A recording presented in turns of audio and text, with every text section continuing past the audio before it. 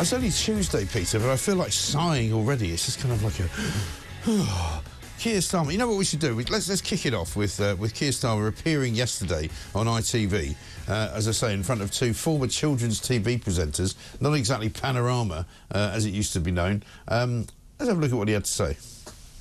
Look, I remind myself that very many people didn't vote Labour at the last election. Yeah. I'm not surprised that many of them want a rerun. That isn't how our system works. There will be plenty of people who didn't want us in the first place. So, look, what I focus on is the decisions that I have to make every day. But surely, and it's a bit like opposition. Surely you want us, the public, to trust you, to like you, to think he's the man for the job, he's doing what he needs to do. Your approval rating is lower than Nigel Farage's right now. The thing is, if you make your mind up, as I have done, that we're going to do the difficult things first, then I think it's inevitable that people do feel they're difficult decisions. I mean, I understand that. He keeps talking about difficult decisions. Andy Peters there about to hand him a box of crayons and go, would you like to draw your favourite animal? I mean, you know, is this now the level of discourse that we've got in this country? I'm really surprised that Andy Peters didn't give him the phone number to ring in to win 100 grand, 200 grand, because that's Andy Peters' job in the mornings. Yeah, exactly. On that channel. Although he did say, apparently, Keir Starmer, that he does, he will enjoy it if they would like him to come in and do a bit of cooking. And apparently he says, I love to do a bit of cooking on a Saturday, and his favourite cooking, his sort of signature dish is a ham pasta bake. Oh, which doesn't surprise me, really. He's so awful, chanting, isn't he? I know.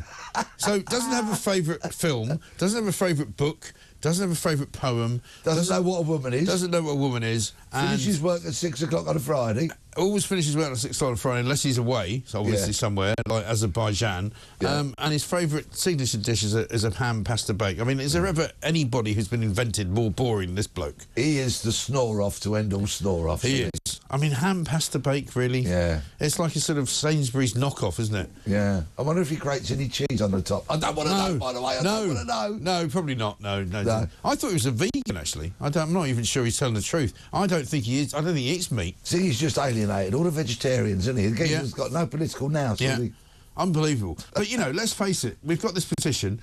He's going, well, you know, he's more or less suggesting that an awful lot of the people who signed it are not British and there may be bots involved. Yeah. He also says, well, of course, I'm not surprised because an awful lot of people didn't vote for us. Correct. And he's not going to change tack. Today, the big business of the government is to crack down on sickness benefit, except they're not going to do it. But while we're talking about the petition... Can I please mention that, of course, Elon Musk supported the petition. He did. And by way of doing that, he described Britain as a tyrannical police I mean, Elon Musk doesn't quite understand, I think, how Britain works, but his interventions are very welcome, I would say. Yeah, absolutely. I love it. It's entertaining, if nothing else. And if Mr Musk ever wants a little conversation about... policing by consent and all that kind of stuff, I'm more than happy to... And Michael Caine, of course, has now joined the fray, hasn't he? Has he? There's not many people who know about this, but apparently he's also signed a petition and thinks the petition's a great thing. But I've just got this vision of him standing outside of Downing Street going, you're only supposed to blow the bloody doors off, right? Instead of actually completely wrecking the country. And a convoy of minis coming up Downing Street. Convoy of minis, I'm sorry, sorry, Charlie, you know, I'm not sure I'm doing this right. But, it becomes more and more surreal covering the news, doesn't it? Oh, it does, but there's some wonderful stories. Cracking stories this morning, I mean, and as you allude to, Starmer, right, says that Britain's not working. Screams the headline on the Times today, page 1 of the Times, front page. Yes. Britain isn't working. Here it is. So what are you going to do about Britain isn't working. There we are. Yeah, I'm holding it up. Are they going to show it? Yeah, there we go. Britain isn't working. The answer from this Labour government would appear to be not a lot. No. OK, they're very good at highlighting these problems, that there's 9 million people, apparently, economically inactive. Yeah. Now, that is... I'm pretty sure there's a couple of them in my street, but they're not economically inactive. They're actually running a secret kindergarten where people come and bring their children there. They put them into the house. They come back and pick them up at 4 o'clock. cash only. This is what a lot of people are doing now. Really? These people who live opposite me have always got, you know, home improvements going on. They've always got... The woman who lives there is always there. She doesn't go to work, but she's always got plenty of money.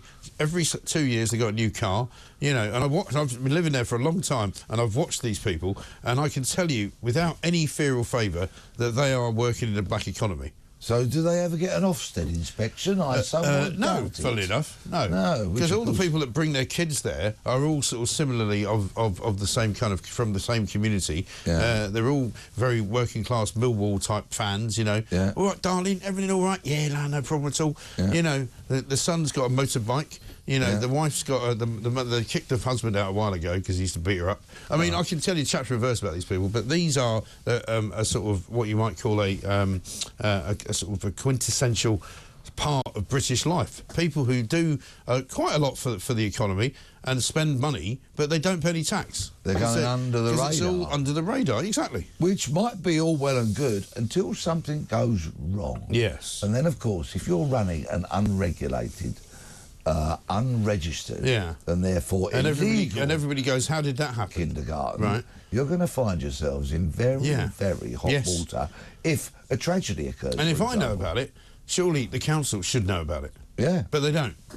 Well, that's quite a story in itself. Yeah. But the big headline figure for me out of this story today is that the bill for sickness benefit, sickness benefit alone, OK? So we're not talking about a universal credit, we're not talking about old age pensions and that kind of stuff, you know.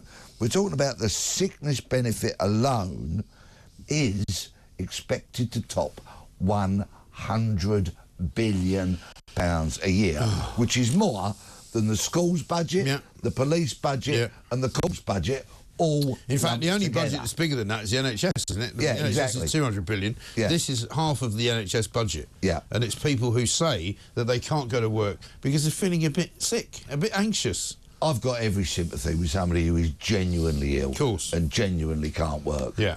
But I do have a bit of a problem with some people that are swinging the lead, that decide that flopping on the sofa in their joggers and watching daytime TV and receiving benefits for doing that when they are perfectly capable of going to work. Or, alternatively, and I'm going to put this out there to people who want to get in touch with me, because I'm going to go back to the story I just told you about, the people living opposite me, you can guarantee that they're probably on some kind of benefit, right? Yeah. Because they're not on the register. Right. So they'll be getting benefits, but they're still working. So not a lot of people who are on benefits are just sitting there in their you know, track suits and track tops and sitting there watching TV. They're actually doing a job, but they're below the radar. They're not paying tax, they're taking benefits, but they're also getting cash in hand. And that's the scandal. What a win double that is. But of course, and I have no qualms about repeating myself to a certain extent, that's all well and good until something goes wrong. Yeah. And then the weight of the state is brought down upon you,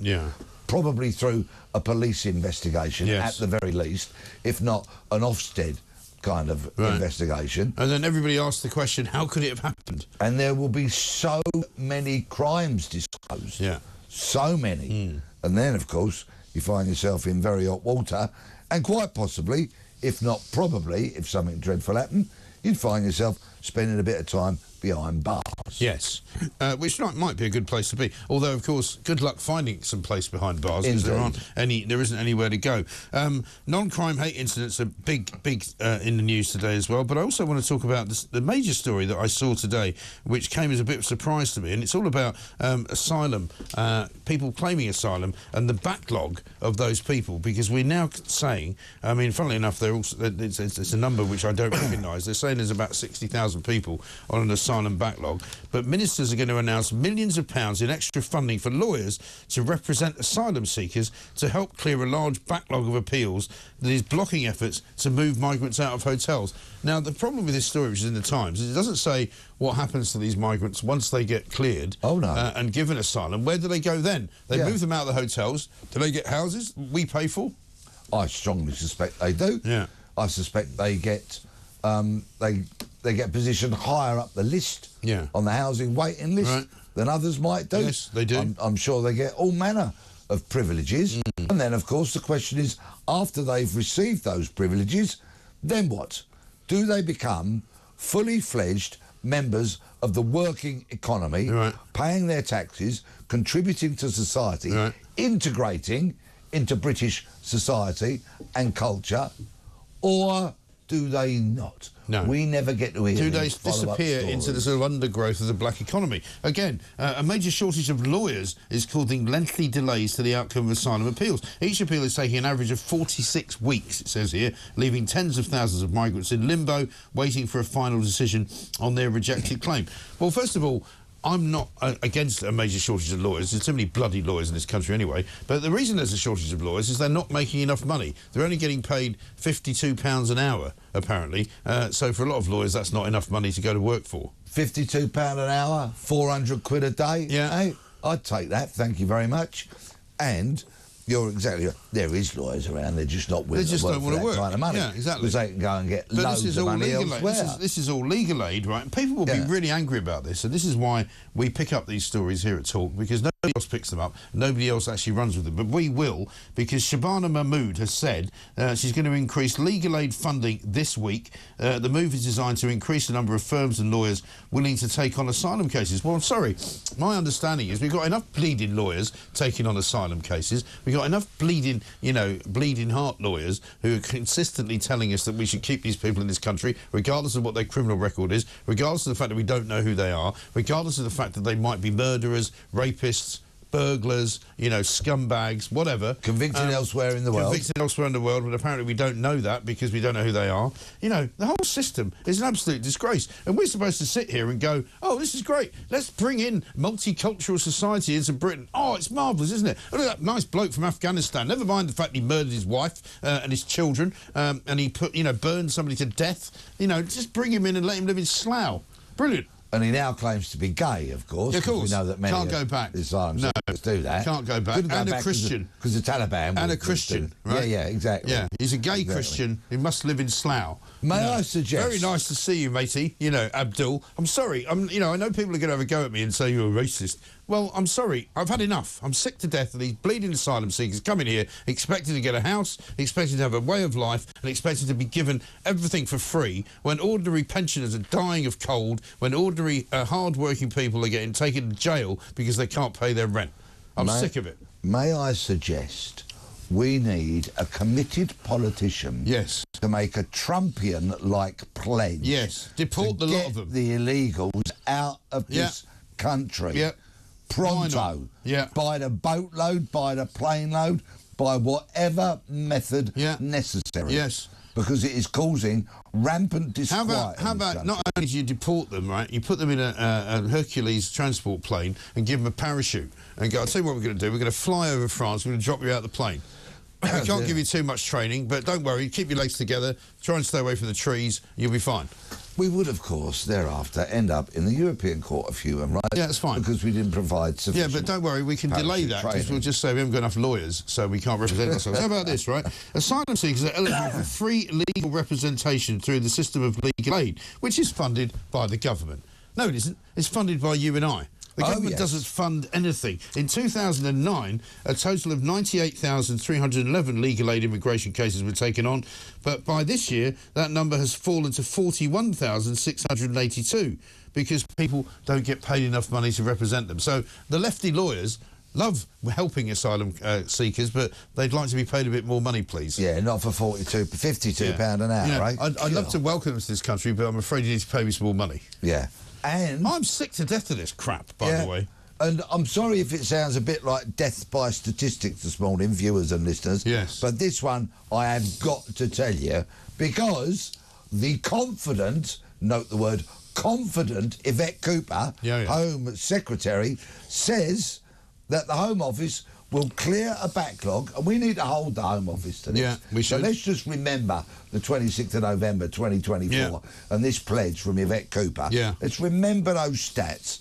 She has pledged that the Home Office will clear a backlog of 87,000 217 asylum claims within 12 to 18 months. Well, let's bring up this story on the 26th of November next year and see how many they've done. And when she says she wants to clear the backlog, she doesn't mean she wants to clear the backlog. What she means is she wants to give them all the right to stay here. She's not going to kick any of them out. She's just going to go, tick, tick, tick, tick, 81,000 times until they're all here and living in Slough. So I don't like picking on Slough, but, you know. So an amnesty.